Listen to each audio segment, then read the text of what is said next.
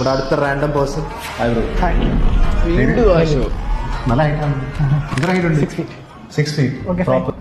അപ്പൊ ഇപ്പൊ ഒരു കല്യാണം കഴിഞ്ഞെന്ന് വിചാരിക്കുക.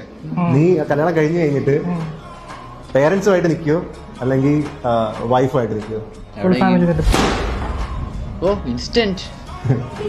അല്ല, എനിക്ക് അത്ര താല്പര്യമില്ല. കാരണം എന്ന് വെച്ചാൽ പാരന്റ്സ് ഉണ്ട്, അവർക്കൊരു വാല്യൂ കൊടുക്കണം. പക്ഷെ എന്നാലും വൈഫിന് ഒരു വാല്യൂ കൊടുക്കാത്തൊരു വൈഫ് വന്നെന്ന് പറഞ്ഞ പേരൻസിനെ നമുക്ക് കൊടുക്കാൻ പറ്റുമോ?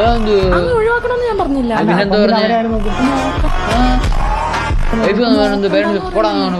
നോക്കാം, പക്ഷെ എന്നാലും അവൻ എന്തായാലും പാരന്റ്സിന്റെ കൂടെ തന്നെ നിൽക്കും. അങ്ങനത്തെ ഞാൻ പ്രതീക്ഷിക്കുന്നു. ഇവിടെ ഉള്ളവർ അങ്ങനത്തെ ഇവരാരെല്ലാം അറിയിക്കുന്നില്ല. സത്യമായിട്ടുള്ള അർഹിക്കുന്നില്ല.